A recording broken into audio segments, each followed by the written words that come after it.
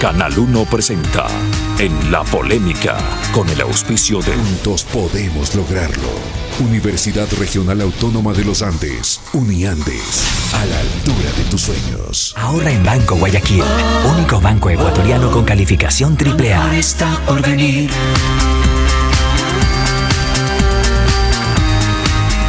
Saludos cordiales, gracias Ecuador por estar con nosotros. Bienvenidos al programa En la Polémica. Ecuador figura entre los países con mayor percepción de corrupción durante el 2015. Así lo establece el informe de la ONG Transparencia Internacional. Nuestro país se ubicó junto con Argentina en el puesto 107 de un total de 167 en el llamado Índice de Percepción de Corrupción. El nivel de desaprobación a la gestión del actual presidente se ubica en el 51%, mientras que la aprobación a la gestión del economista Correa llega al 41%. Todo esto en base o según una encuesta de Cedatos. Las iniciativas de unidad o convergencia han empezado a trabajarse. En Cuenca se dio el primer anuncio de un colectivo de movimientos y partidos políticos que adelantan una iniciativa justamente en dirección a la concertación. En Quito, la propuesta de Pachacutic por provocar un diálogo no prosperó y más bien evidenció una ruptura profunda dentro del movimiento indígena del Ecuador. La crisis económica es un factor sustancial en el debate político. Pocos podrán precisar la magnitud de la recesión. Todo hace presumir que estamos en un escenario extremadamente delicado y cuya turbulencia puede provocar consecuencias, incluso, como es natural, en la esfera política. Pues bien, vamos a conversar sobre lo que ocurre en el Ecuador del momento en base a estas iniciativas de unidad y a este momento preelectoral que se vive en el Ecuador. Para ello quiero dar la más cordial bienvenida a los siguientes invitados. Está con nosotros Natalia Sierra. Natalia Sierra es profesora universitaria y analista de temas sociales y políticos. Nos acompaña también Quinto Lucas. Quinto Lucas fue vicecanciller del Ecuador y es un analista también de asuntos sociales, de asuntos políticos. Nos acompaña el coronel Fausto Cobo. Él fue legislador y es un militante activo, sin duda, de las actividades políticas en el Ecuador. Y agradezco la participación de Manuel Pérez. Él es militante de Alianza País. Gracias entonces a quienes están alrededor de esta mesa, gracias a nuestros televidentes. Dejo expresa constancia que las opiniones que se viertan durante este espacio son de exclusiva responsabilidad de nuestros invitados. Manuel, quisiera empezar con usted, si es tan amable. Algo hemos dicho en la presentación. ¿Cuál es la sensación que usted tiene de lo que está ocurriendo en el país, en este país preelectoral? Adelante, le escuchamos. Yo creo que es importante, te agradezco tu invitación. Gracias también. Yo creo que es importante lo que pasa en el país. Yo creo que este rato hay un proceso de alineación de fuerzas donde se van a empezar a ubicar realmente actores. Yo creo que hay actores importantes que, por ejemplo, el movimiento indígena, la izquierda ecuatoriana empieza de alguna manera a vislumbrarse posiciones en este país. Yo creo que es importante porque va a definir y a marcar tendencias, posiciones políticas. Lo que pasó en Pachacútec es cierto, o sea, hay dos posiciones internas, unos sectores que quieren ir con los sectores de la derecha y otro con supuestamente mantener su identidad histórica, que ha sido de alguna manera vinculada a la izquierda. Entonces yo creo que este proceso va a decantar realmente de nuevo posiciones políticas. Va a poner en la visibilidad de la población todos los entretelones de todos estos juegos políticos que han venido dando. A mí lo que sí me preocupa es que ha habido un proceso altísimo de despolitización nacional, que hay un proceso de atomización inclusive de los partidos políticos. Yo creo que en este proceso van a entrar en juego un pocotón de nuevas organizaciones políticas. Yo creo que la fragilidad de la política también se da por ahí, porque es mucho, la mayor cantidad de estos sectores no representan realmente a sectores sociales definidos, no tienen proyectos concretos. Yo creo que eso es el grave problema de lo que se puede venir en términos de una perspectiva política, que solo se juegue imágenes e intereses particulares de ciertos sectores de clase social. Perfecto, Manuel, muchas gracias por su primera intervención. Natalia, le quisiera dar la palabra para que haga conocer su apreciación respecto al tema planteado en esta primera ronda de conversación. Gracias también, por la invitación. A ver, yo primero quiero dejar planteado que considero que hay una herencia que va a dejar el correísmo, que tiene que ver con una crisis económica que no solo se debe al contexto internacional, sino que tiene que ver con malos manejos internos de la economía.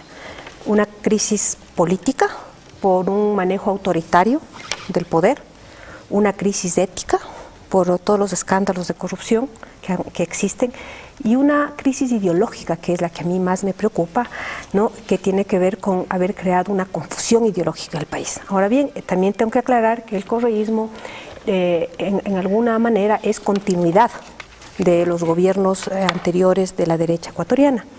Entonces, claro, el escenario que nos deja, sobre todo para los sectores sociales, los movimientos sociales, los pueblos y la izquierda llamada infantil por este gobierno, es un escenario cuesta arriba, porque ha habido un golpe ideológico muy fuerte, ¿verdad? Que se puede uno visualizar en lo que sucedió ayer en la sede de Pachacuti, ¿verdad? Se puede visualizar. Es decir, yo alguna vez planteaba que cuando esto fracase, que está fracasando, el correísmo está fracasando, y si no se logra establecer que esto no era un proyecto de izquierda, entonces obviamente va a haber una tendencia de la sociedad hacia la derecha, ¿sí? Porque, claro, si fracasó la izquierda, entonces vamos a darle paso a la derecha. Y claro, hay una pérdida también de memoria histórica, digo yo, porque no nos vamos, por el correísmo, alguna vez escribí, no nos vamos a olvidar la responsabilidad que tienen los otros gobiernos de la derecha, que ahora se está remozando, ¿no es cierto?, en la crisis, en el empobrecimiento de este país. Entonces, creo que esa es la herencia del correísmo. Y además, en este contexto, a mí me lamento mucho, ¿no?, que siempre, digamos, el movimiento indígena, los sectores sociales sean los atacados. Cuando el movimiento indígena, los sectores sociales salían a manifestarse en contra de las políticas de este gobierno que les estaba afectando, claro, el gobierno decía, le están haciendo el juego de la derecha.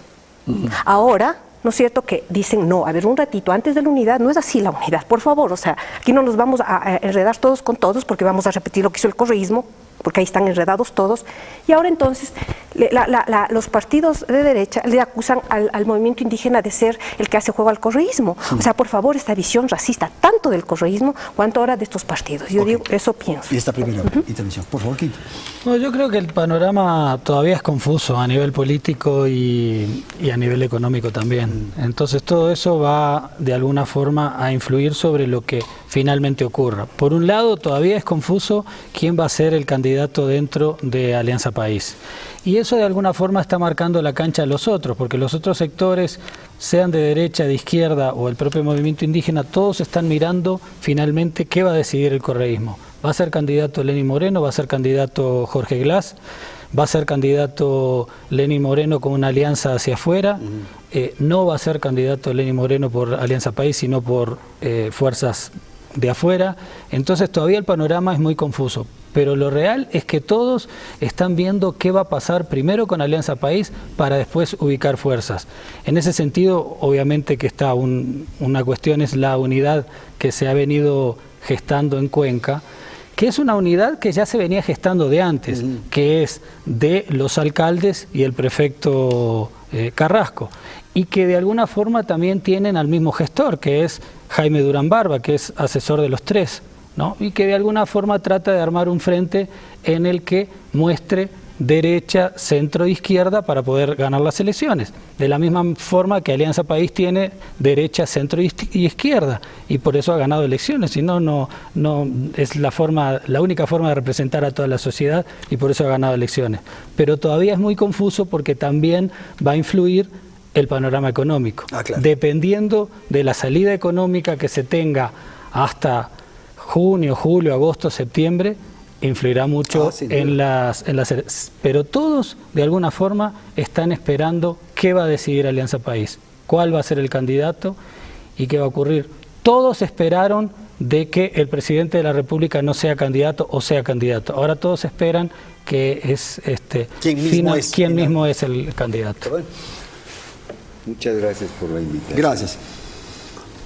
como yo soy militar y acostumbro también a hacer los análisis desde esta visión, debo decir y coincidir con Quinto Lucas en el sentido de que el panorama es incierto y para eso todavía falta mucho para aclarar la situación, así se habla en términos estratégicos.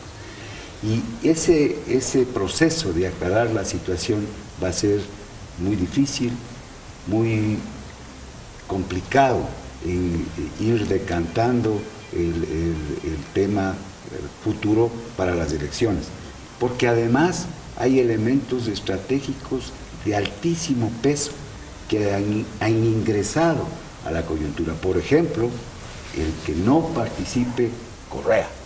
Ese es un elemento importantísimo que mueve toda la ficha, ¿no? El tablero, desde luego por 10 años, o casi 10 años que está en el poder, con la influencia que ha tenido, con el autoritarismo, con la concentración de poder, con el cambio de la institucionalidad que había con este nuevo modelo correísta.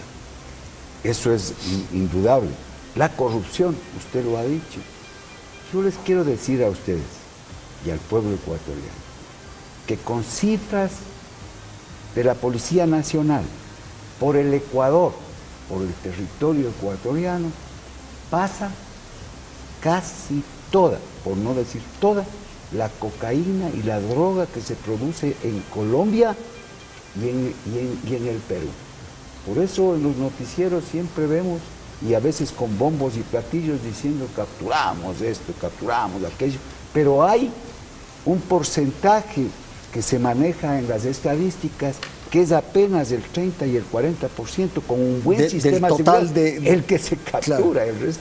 el resto se va. Pasa. El resto se va. Entonces todos esos elementos y la falta de fiscalización que ha existido agravan ese problema de la corrupción que va a salir en este año, que es un año electoral, agravado terriblemente con la crisis. A un gobierno, a un proyecto político que ha estado ejerciendo el poder, se lo mide con los resultados.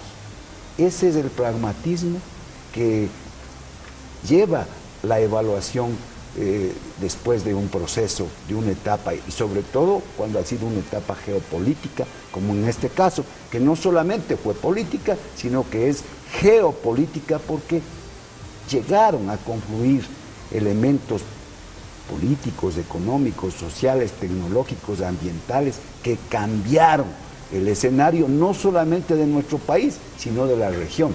Se instauraron en nuestra región una serie de regímenes que tienen la misma ideología bajo el membrete del socialismo del siglo XXI y que ahora van a tener que ser evaluados bajo otro. Y los resultados no son buenos. Desde luego, es cuestión de ir a ver al bolsillo de los ecuatorianos y hay un tema, con esto concluyo. La estrategia brilla cuando hay escasez, no cuando hay abundancia. Este gobierno tuvo la suerte de tener abundancia y entonces ahí sencillamente militarmente ataque frontal, no tiene que maniobrar, pero cuando los recursos son escasos, entonces tiene que brillar la estrategia, centros de gravedad, prioridades, líneas de comunicaciones y una serie de elementos que ahora ya no se ven, ya no, el milagro correísta ya no existe. Se acabó. Por favor.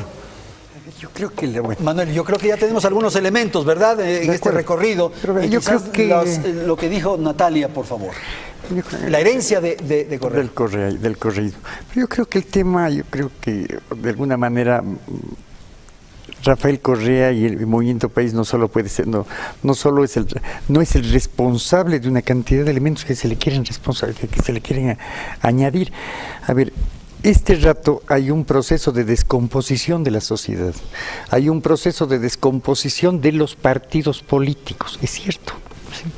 No es un problema generado por el correísmo, ¿sí? El famoso correísmo de que se habla. Hay una descomposición de los sectores de izquierda. ¿Qué tiene que ver Rafael Correa en el tema? Hay un proceso, el movimiento Pachacútec no representa al movimiento indígena, representa a un grupo del movimiento indígena, a un sector del movimiento indígena. tienen diferentes tendencias y posiciones. ¿Cuál es la responsabilidad de Rafael Correa? Abiertamente hay sectores del movimiento indígena, unos quieren andar con Lazo, otros quieren andar con Nebot, otros tienen una posición de izquierda. Ese es el problema del movimiento indígena, no tiene ninguna responsabilidad el correísmo. La clase obrera está atomizada, ha perdido visión, no tiene sentido de lo que es evidente que hubo una intervención del gobierno en el movimiento indígena, eso es un hecho, pues. El gobierno, intervención, ¿en qué sentido intervención? El movimiento, hay un sector importante de los indígenas que han participado en alianza con el gobierno. Es cierto también. O sea, sí, claro. Hay un sector importante de la población que han sido correístas, que son correístas, es cierto, o sea, no se puede desconocer ese tema, pero los sectores sociales organizados, en este caso por ejemplo la clase obrera, no es responsabilidad del gobierno que no tengan referentes, que no tengan dirigentes políticos, que no tengan claridad ni siquiera de lo que es el sindicalismo más pobre, el sindicalismo reivindicativo. En el caso no es responsabilidad. Hubo una intervención a tal punto que dividió y que creó otra central afín al régimen. Pero es porque hay una posición política de sectores del gobierno que están con el gobierno, que no están con ese sector. Tiene todo el derecho del mundo, claro, movimiento país, como los otros sectores, para expresarse y organizarse. Yo no veo que la responsabilidad del gobierno tenga que ver en ese tipo de temas. Sobre esto, por favor. Sí, a mí me parece que es conocido por todos. Todo lo que la política que ha implementado este gobierno, no digo Rafael Correa, es el gobierno correísta, no es de Rafael Correa. División del movimiento indígena, cooptación de líderes, chantaje, amenazas, persecución, criminalización de la lucha social, ¿verdad? Pero también además es la confusión diciendo que es de izquierda. ¿Qué gobierno de izquierda que se debe a las demandas históricas del movimiento social, sobre todo el movimiento indígena en la época neoliberal, intenta firmar un tratado de libre comercio con la Comunidad Europea, que sabemos que no es bien visto por el movimiento indígena porque le afecta y al movimiento campesino y a la ciudad en general? Ampliación de la frontera extractiva. Acaban de entregar el pozo ¿no? O sea, a esta empresa francesa. Se han feriado los bienes, invaden territorios, expulsan a la gente, amenazan a la gente, que son indígenas, son campesinos, por Dios, o sea, no es el problema de dónde están. Luego viene todo este tema de autoritarismo. La mayor afectación de esta política autoritaria no ha sido solamente para los medios de comunicación, que también periodistas. ¿Quiénes son los que están enjuiciados? Acaban a 2 compañeros al final de sacarles por juicio de terrorismo, se implementó. ¿Cuáles son los más afectados de la persecución correísta? ¿La derecha o los movimientos sociales, dirigentes y movimientos indígenas y sindicales? Mira, yo creo que todo ese tipo de elementos han sido de alguna manera evacuados en la sociedad. Yo creo que ha habido ciertos elementos de represión, obviamente, frente a las agresiones, al abuso de determinados dirigentes, al pretender realmente desestabilizar la sociedad, al utilizar prácticas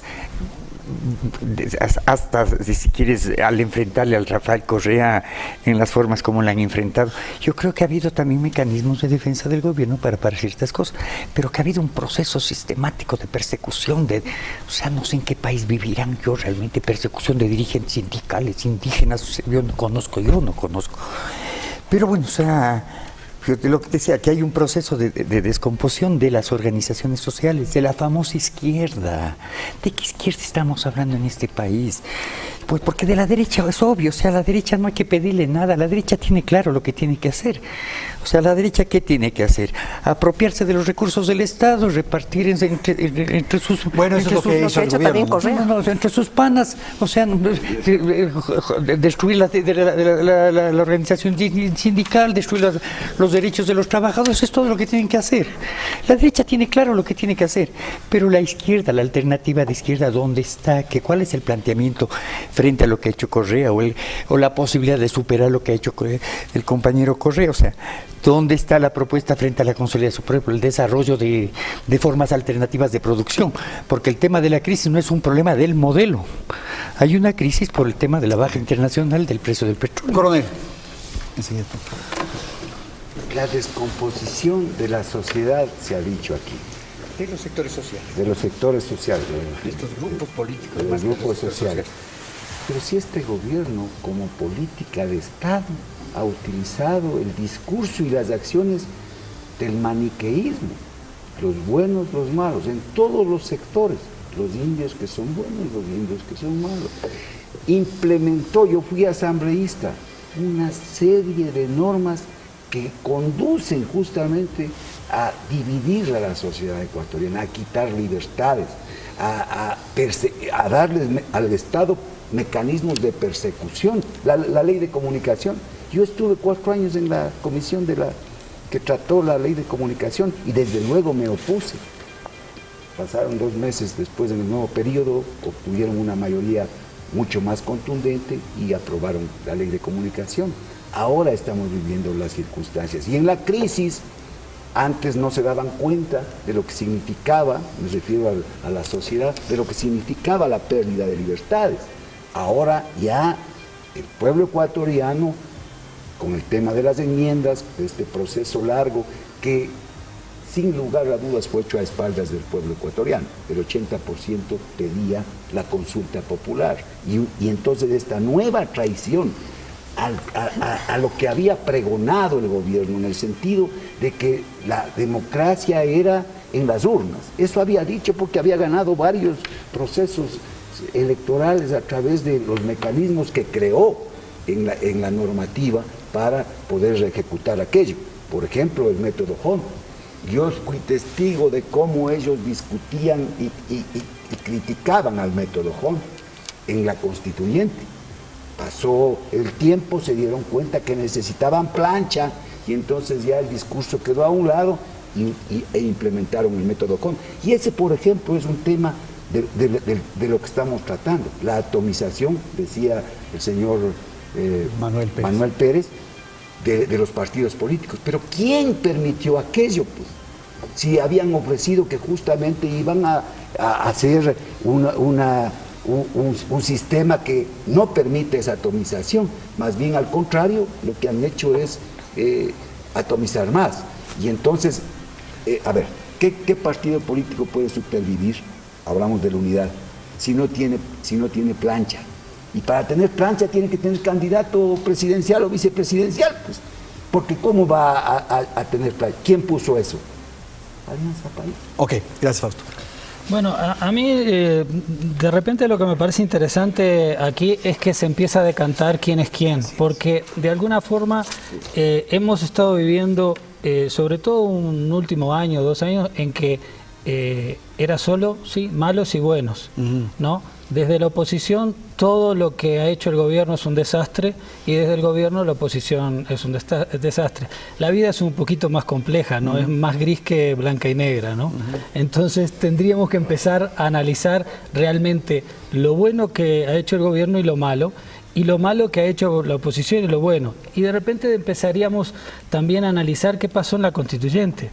En la constituyente, determinados sectores de izquierda, por ejemplo, que hoy reivindican todo el tema del Yasuní, en la constituyente dejaron abierta la posibilidad de quien decida sobre los determinados territorios fuera el presidente. Y en ese momento no tenían dudas de Rafael Correa. El grave error fue pensar que se le puede dar la posibilidad que un presidente sea el que defina todo, sea Rafael Correa o sea cualquier presidente. Entonces ahí cometieron bueno, pero graves si errores. haces esa observación, eso es lo que ocurre con todo el sistema de legislación que se creó aquí. Porque ¿qué va a ocurrir con la ley de comunicación en manos de cualquiera? Pero ¿sabes cuál es el problema? Es que muchos de esos sectores de izquierda hoy dicen: no, yo no tuve ninguna culpa. Sí tuvieron culpa, pues se equivocaron en la constituyente en dejar abiertas puertas que no deberían de haber dejado. Inclusive creyendo que Rafael Correa iba a ser un genio, igual era un error. Porque mañana viene otro presidente, creyendo que Rafael Correa pudiera ser un genio, venía otro que no era tan genio y que era de derecha y iba a aplicar muchas cosas. Usaba todo eso. Y eso puede ocurrir con mucha legislación. Es verdad. Pero eso se decidió primero en la constituyente. En la constituyente fue donde distintos sectores de izquierda, que después participaron unificados y todo, no tuvieron la capacidad política de enfrentar a los sectores de derecha del gobierno. Pero no tuvieron porque nunca la han tenido. Nunca la han tenido. A ver. Entonces es una pena porque finalmente se dejaron puertas abiertas y se dejaron puertas abiertas no solo en ese sentido, sino que además se promovió todo esto de el bueno y el malo y las cosas son un poquito más complicadas. Lo interesante es empezar a decantarse, porque si el movimiento indígena, que también tiene centro, derecha e izquierda, y lo conozco muy bien porque trabajé con el movimiento indígena y porque no es lo mismo Luis Macas con todo un proyecto histórico atrás que Lourdes Tibán, no es lo mismo que también dentro del gobierno determinados personajes que son vinculados con la derecha con personajes que son de la izquierda. Esa es la realidad de nuestra sociedad. Tengo que ir a un corte comercial, volvemos un instante para la segunda parte de este programa.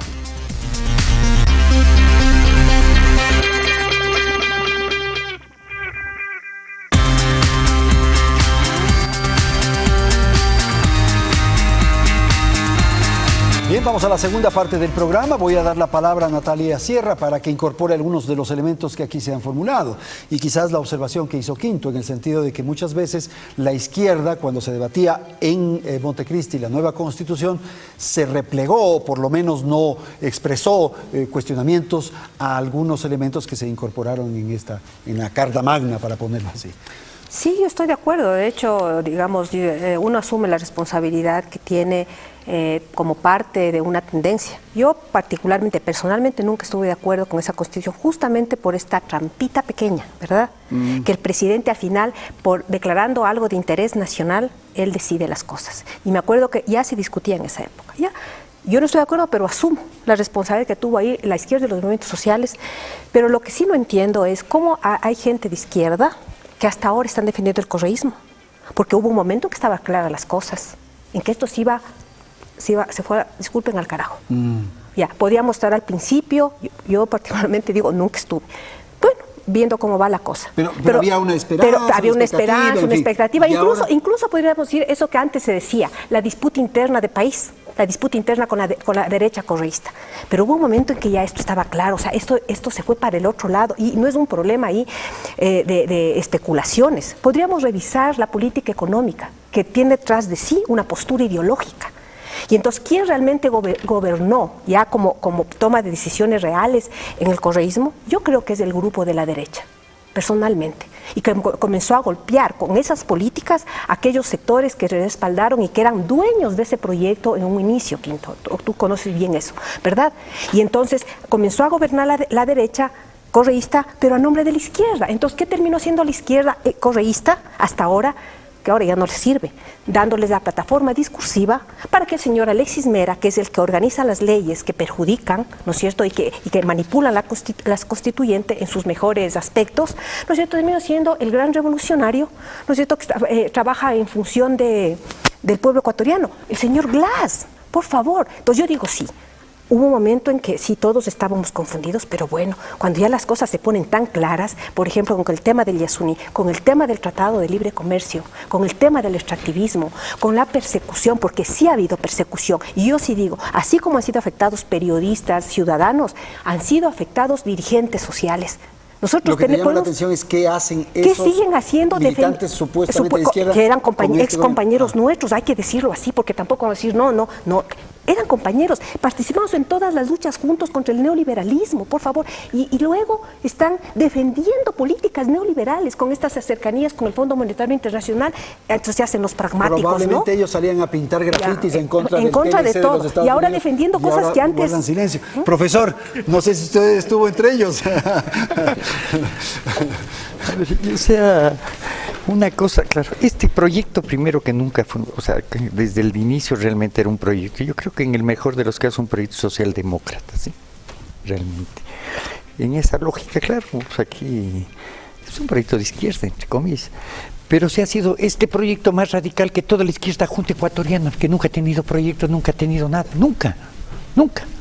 De lo que yo conozco, una izquierda reformista, pero Manuel, que nunca llegó a transformar una cosa. Tú cuestionas a la izquierda y efectivamente merece una serie de cuestionamientos y de críticas, pero el problema no es esa izquierda, el problema es la derecha, que según Natalia está en el gobierno. De acuerdo.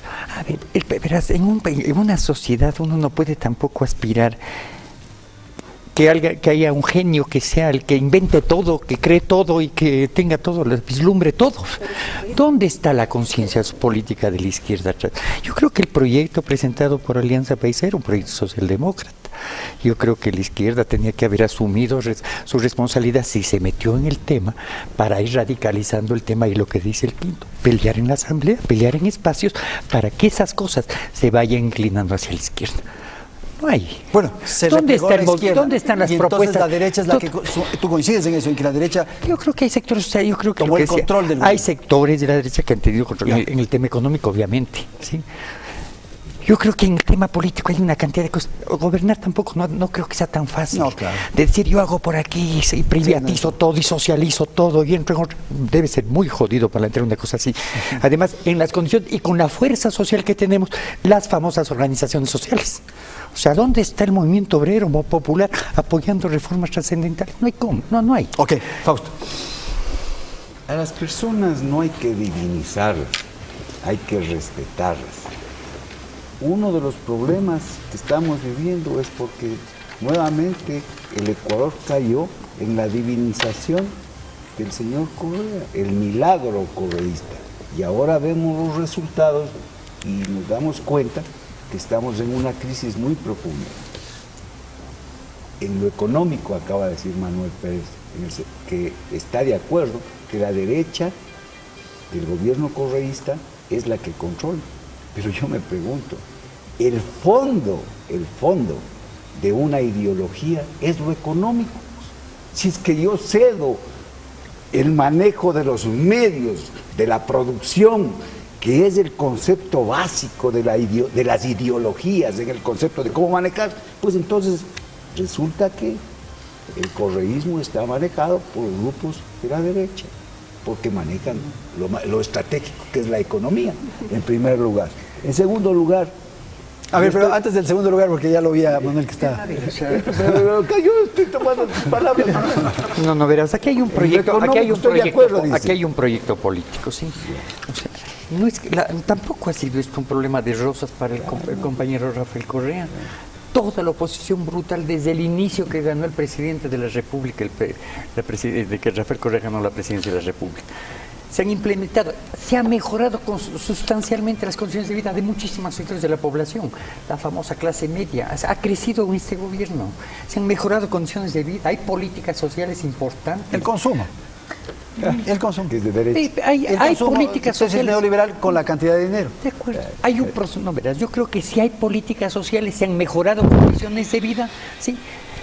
Sí, lo que se ha hecho, yo creo que el grave problema que hemos tenido es la despolitización y el carecer de una organización política, porque obviamente esta izquierda que se ha asumido con todo gobierno, esta izquierda reforma, nunca ha sido capaz de trascender y aportar realmente en la organización y la fuerza política. Segundo. El segundo punto es el tema de que coincido, de que la clave de todo esto está en la constituyente. Cuando uno está en el bosque y se pierde, los árboles le impiden verlo de fondo del bosque, estamos realmente analizando cosas periféricas. Es la constituyente. Y voy a poner un ejemplo.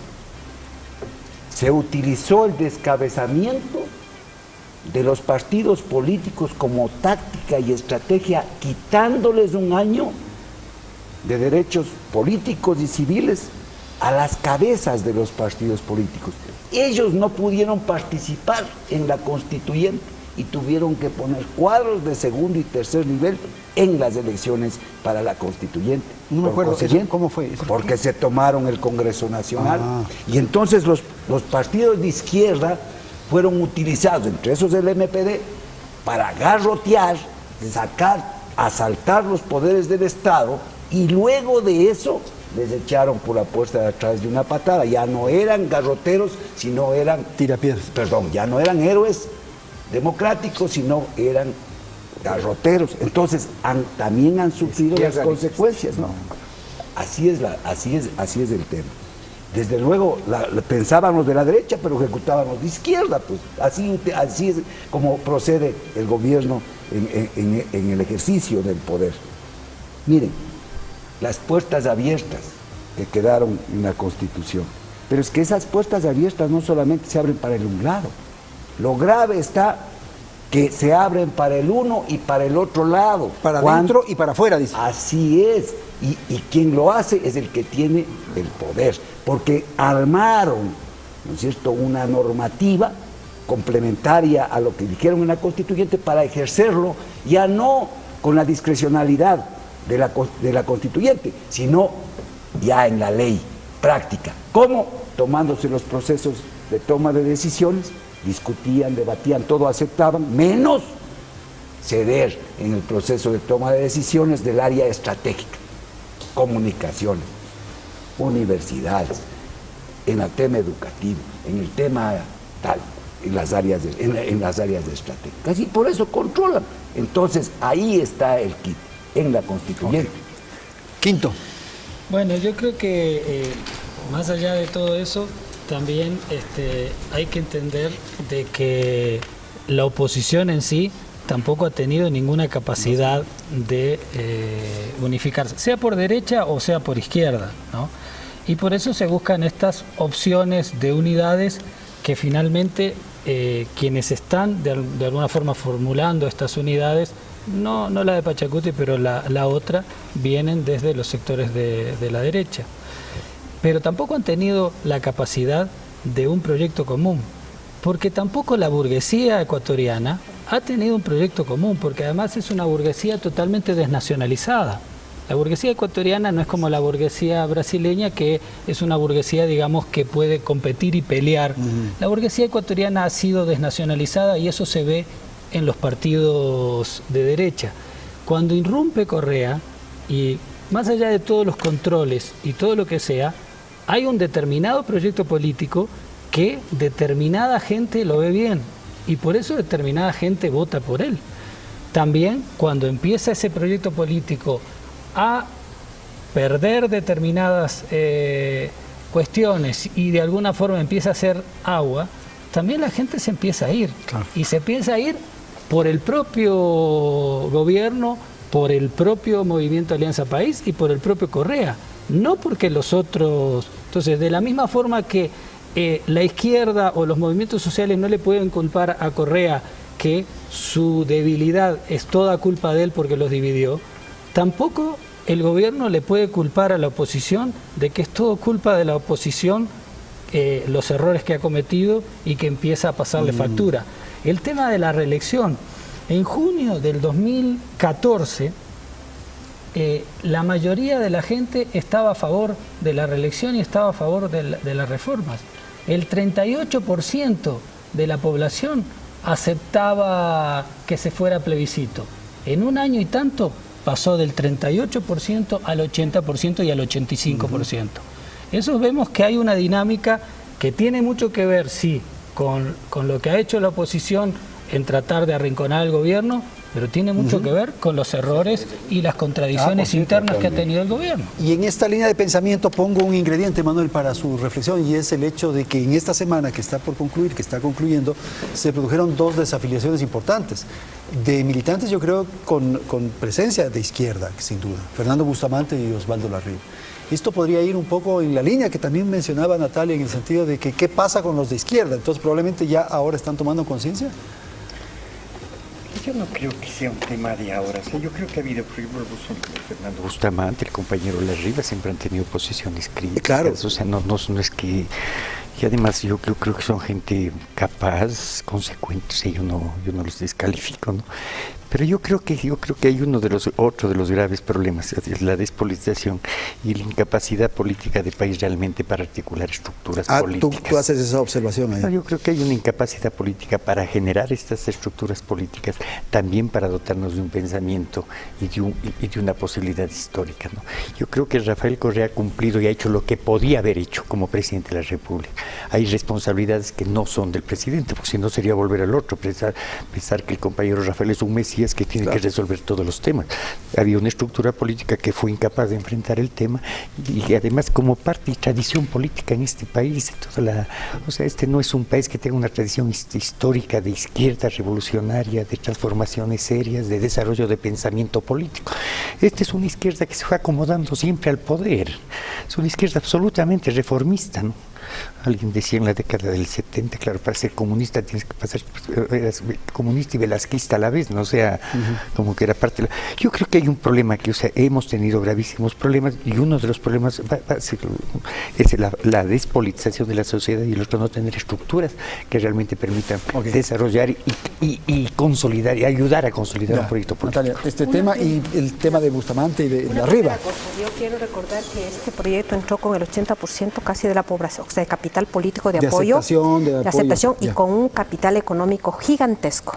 Dos capitales, y no me gusta esa palabra, sí, pero capitales que daban la base para poner los primeros pasos para transformar este país, para mejorar las condiciones de vida. Yo no digo que la revolución o las transformaciones se hacen en 10 años, pero sí se puede poner ciertas bases sólidas con el capital político que tenían y con el capital económico que contó este país. Entonces, para mí esto, como alguien decía, no es solo una década perdida, es una década fracasada, porque el país vivió una gran oportunidad, sobre todo yo digo con el capital político, ¿no? Claro, con el capital político, el respaldo que tenía. Y con el dinero que tenía. Ya, entonces, eso primero. Luego, claro, o sea, yo creo que en este momento, para ver la parte positiva, ¿no? Yo creo que en estos momentos que necesariamente se van a tomar definiciones político-ideológicas.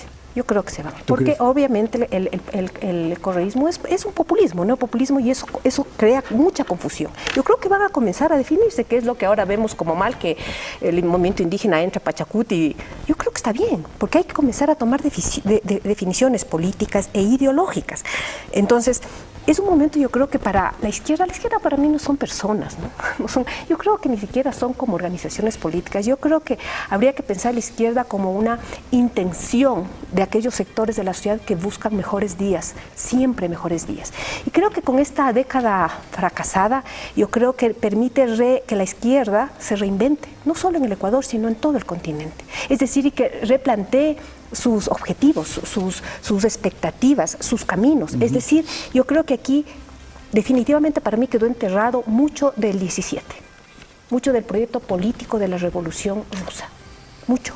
O sea, por ejemplo, todo este tema del crecimiento económico, la industrialización loca en base al extractivismo que planteaban estos. Esto creo que en un reinventarse de izquierda ya se está debatiendo. Ahora, en relación al tema de Alianza País, yo veo, ¿no?, que es obvio cuando ya, como bien ha dicho el coronel, cuando no hay plata, y eso es una cosa medio de todos, ¿no es cierto?, los seres humanos. Cuando hay plata, todo el mundo se lleva. Cuando no hay sólidas convicciones de conciencia política. Pero cuando ya se carece de recursos, comienza a descomponerse. Yo alguna vez creo que en este programa te decía en Res, a mí me parece que cuando Alianza País logró todo, la asamblea, que fue en el 2013, ¿no? Ese triunfo electoral, ahí comenzó su debacle más fuerte. Porque cuando algo se logra volver tan total, la descomposición empieza por dentro. Entonces, miren, yo me parece que realmente le veo al Fernando Bustamante diciendo, digo, pero es que ya era hora. Miren que a mí, cuando pasó lo de las asambleístas, que por defender un derecho de las mujeres histórico, compañeras de los movimientos sociales de mujeres de izquierda, les mandó a callar y ellas aceptaron esa pedagogía machista del poder. Yo decía, pero por Dios, eran compañeras de izquierda, son compañeras feministas, hasta por un problema de dignidad humana, así no me pertenezca yo a ningún grupo. Digo, pues no, o sea, hasta aquí llegó. Está lesionando uno de los principios básicos de mi lucha. Yo he visto a muchos compañeros que éramos compañeros de la izquierda, ¿no? Con todos los defectos y porque eso no es solo la izquierda ecuatoriana.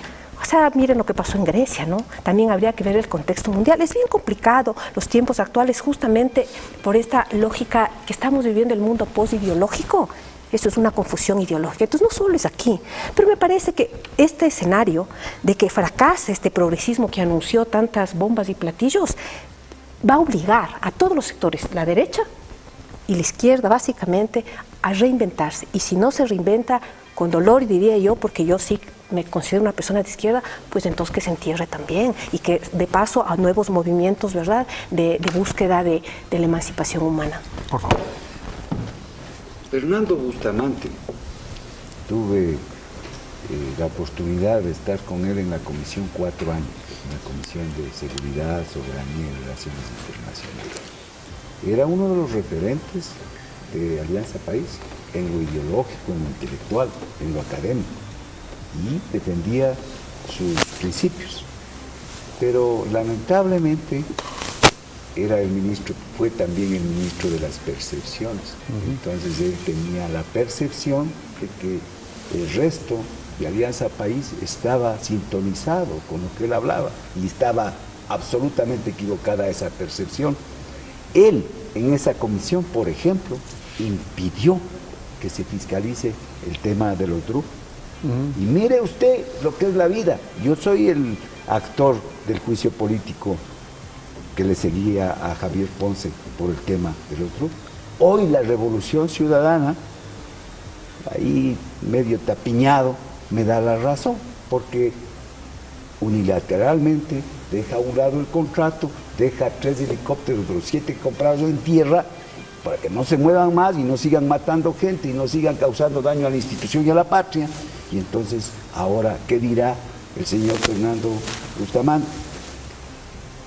Él se opuso a la fiscalización. Claro, porque votaban ahí en contra y toda la cuestión, y inclusive ahora le cayó el paquete. Yo me topé el otro día en el Supermax y le dije, oye, ¿y ahora qué vas a hacer? El paquete del Supermax. Mire, claro, tremendo. ¿Qué le dijo ya para chismear completo? Un poco ahí sus características faciales, seguía percibiendo que usted estuvo en el debate. Mire, el tema del pseudo revolucionario, pues, del señor González. Mire usted, mire, atomización, hablamos de atomización política. ¿Cómo construyó, cómo hizo su partido político? Desde el poder, apoyado y allí moviéndose a través del país desde el poder, para no comprometer a este programa con la ley de comunicación que tenemos. Tienes razón lo que está diciendo. No tengo razón. Tienes razón. Porque si no me vuelven a invitar. Así está la censura. Para no decir que Andrés está en el poder. Esa es la censura previa. Es terrible. Y entonces, para no decir las cosas, él ahora, a los 8 años, resulta que está arrepentido de la Revolución Ciudadana y aparece en la unidad, ya en la otra orilla, queriendo ser parte de la nueva etapa del poder. Es una vergüenza, es que es una vergüenza. Los sectores de izquierda, supuestamente de la Revolución Ciudadana, que hablaban y que se fundamentaban en una serie de elementos filosóficos de administración del poder, buscando siempre la distribución de la riqueza. ¿Qué distribución de la riqueza? Meten la mano al 40% de los fondos de los más necesitados, de los viejos, de los ancianos. ¿Dónde está un concepto claro de lo que significa aquello? Okay. Entonces, esas son las contradicciones que ahora están pagando y pasando factura. Quinto. Bueno, yo creo que también hay varios errores, ¿no? Primero, quien creyó que esto era una revolución, ¿no? El que creyó que era una revolución se equivocó, sea por izquierda, sea por derecha, ¿no? Sea desde la derecha o desde la izquierda. Quienes entraron en el gobierno pensando que iban a hacer la revolución, creo que se equivocaron, ¿no?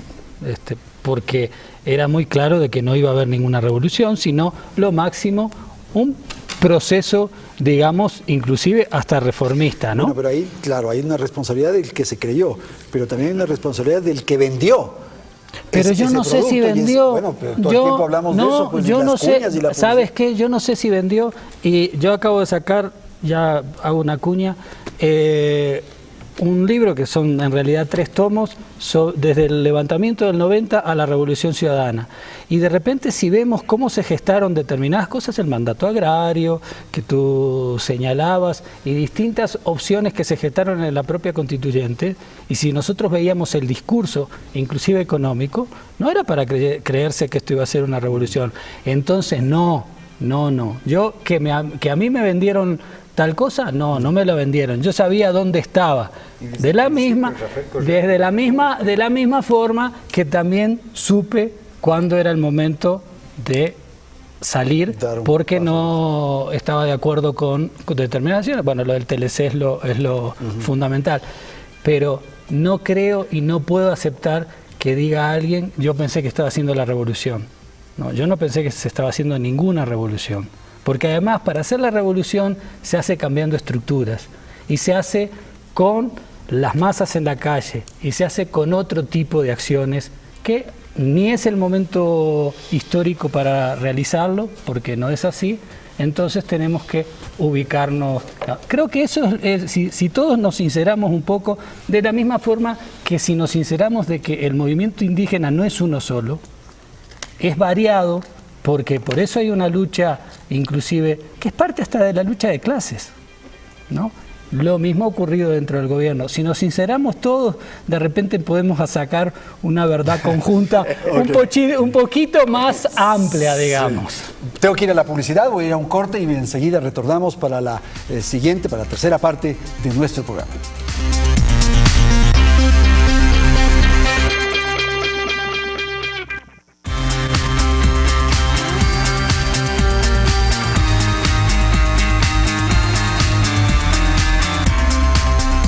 Al segmento final del programa voy a pedir a nuestros panelistas que hagan una apreciación final, una especie de conclusión, si es tan amable. Con usted, coronel, empezamos. El escenario del próximo año va a ser muy complejo, muy difícil. El proceso es estructural. Se va a ir decantando, obviamente, aquellos sectores que todavía andan por ahí flotando y tendrán que agrupar. Los métodos de home puestos por este gobierno, que es un método antidemocrático, obliga a los partidos políticos a buscar plancha. Eso es antidemocrático, pero está vigente. Ya no está Correa en el escenario electoral, es el presidente saliente. Habrá que ver cómo no se pierde la iniciativa estratégica. Yo pienso que cuando uno está en la ofensiva, y eso es lo que buscan los partidos políticos en este año, no estar solamente en la defensiva, la oposición tendrá que buscar la ofensiva, tiene que no perder la iniciativa estratégica, y para eso hay que proponer, no solo criticar, proponer, lograr consensos mayoritarios, no necesariamente con partidos políticos, eso va a ser muy difícil. Hay que seguir avanzando como lo está haciendo Compromiso Ecuador, como lo está haciendo. Ahí está. Muy bien. A ver, Quinta. Termino.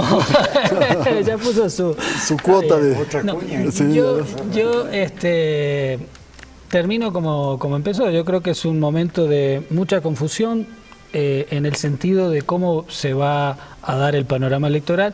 Que finalmente el panorama electoral no es que cambia la realidad de un país, pero sí influye mucho en lo que va a ocurrir en el futuro. Y eso todavía está por verse. Y de alguna forma todos los sectores de la oposición, sean de derecha o de izquierda, y todos dentro de Alianza País están esperando quién va a ser el candidato. Y de acuerdo a ese candidato, todos van a girar alrededor de él. Tal vez Alianza País espere hasta último momento y todos queden esperando hasta último momento a ver, y cuando se decidan sea un poco tarde. Y ahí Alianza País les pueda golpear. Ok, Mandel. Yo creo, o sea, para empezar, yo creo que ubicar con absoluta claridad, yo creo que Rafael Correa desde el inicio fue absolutamente claro en lo que era la posición. Rafael Correa nunca planteó construir una alternativa socialista revolucionaria. Él planteó en el mejor de los casos este socialismo del siglo XXI, que es una propuesta reformista socialdemócrata en el mejor de los casos. Yo creo que ha habido gravísimos errores en el manejo, en la conducción política de este proceso. El no politizar, el no organizar sectores sociales, el permitir que sectores, lo que decía el compañero coronel Corvo, es el tema de haber permitido que sectores de la partidocracia entren a este proceso y realmente hagan un daño enorme a la credibilidad realmente del proceso. Y el otro tema que yo sí creo que es también la perspectiva de futuro solo se va a dar si realmente como sectores de izquierda empezamos a crear realmente un pensamiento alternativo, porque lo que se va a venir, no creo que hayan partidos políticos, grupos, muchos de estos familiares, grupos por todo lado, sin ideología, sin principio, sin proyecto, que van a terciar las próximas elecciones y van a hacer un daño enorme, inclusive mayor, al propio proceso político, en parte por responsabilidad también del Movimiento País. Yo creo que sí hay que empezar a construir realmente un pensamiento y una organización de izquierda en este país. Natalia. Bueno, yo quiero aclarar que no creo que hayamos pensado que esto era una revolución, no creo, realmente. Pero sí pensábamos, bueno, te digo por lo que he conversado, Quinto, pero digo con los compañeros que yo he conversado, de la izquierda infantil, entre comillas, no pensamos eso. Pero tampoco pensamos que iba a ser un proceso que haga tanto daño al acumulado político que se dio en la época de la lucha antineoliberal. Tanto daño político, al avance en la conciencia. Nunca pensé que era una revolución. Luego yo me voy a traer un poquito de las elecciones porque no creo en los procesos electorales. Son, independientemente del país, me parece que están absolutamente mercantilizados y además al final no se decide lo fundamental nunca en los procesos electorales. Más bien yo creo y comparto con algunos compañeros, en eso nombre al Taita Lucho Macas, que más bien hay que comenzar a construir un poder por abajo, consolidar la comunidad, para poder resistir y luchar los embates del capitalismo que cada vez van a ser peor. En ese sentido, yo a lo que apelo es que, digamos, la sociedad se organice políticamente y que no deje solo en manos de los típicos partidos ni de las típicas organizaciones políticas, sino que vuelva a politizarse y que no es responsabilidad de la oposición ni de la izquierda infantil que se haya despolitizado, es mucha responsabilidad de toda esta ideología del consumo que lanzó el gobierno y que asuma una democracia más directa y participativa. La izquierda no ha tenido ni capacidad de organizar nada. Hay sectores sociales que no han tenido ni la capacidad, más allá de decir qué tal y tal cosa, o tratar de introducirse en las organizaciones sociales y no más, no tienen ninguna capacidad de organización. O sea, el movimiento indígena fue movimiento indígena y justamente el Taita Lucho Macas tuvo esa capacidad de organizar. Pero hay muchos que lo que hacen es hablar y organizar. Quiero ver si organizan al barrio.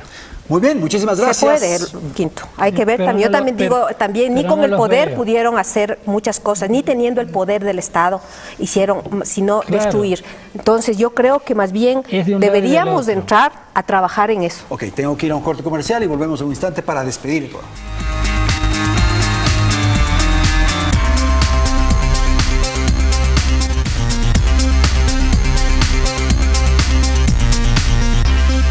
Amigos televidentes, tengo un breve mensaje que compartir con todos ustedes.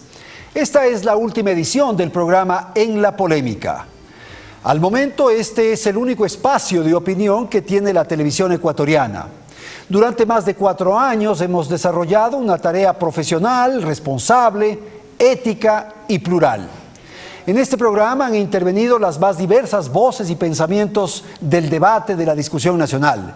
Hemos entrevistado al presidente de la República, han estado aquí en este estudio expresidentes de la República y, por cierto, los distintos actores de la vida económica, política, cultural, del deporte, de la sociedad, en fin.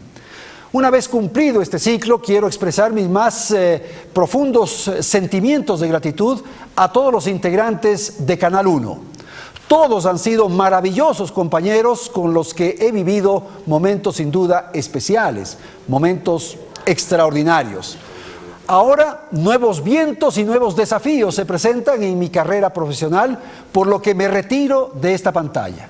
Quiero señalar de modo particular mi gratitud a Marcel Rivas Sáenz, principal de esta estación, a los integrantes de su familia y, por cierto, a todos los colaboradores, a todos los compañeros de Canal 1.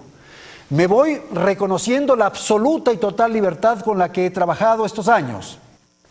Resalto este valor por cuanto en momentos de tensión este es el ingrediente más apreciable que es preciso preservar.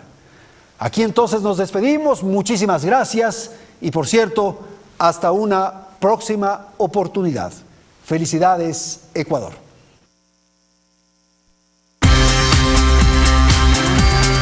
Canal 1 presentó En la Polémica, con el auspicio de Juntos Podemos Lograrlo. Universidad Regional Autónoma de los Andes, Uniandes, a la altura de tus sueños. Ahorra en Banco Guayaquil, único banco ecuatoriano con calificación AAA. Está por venir.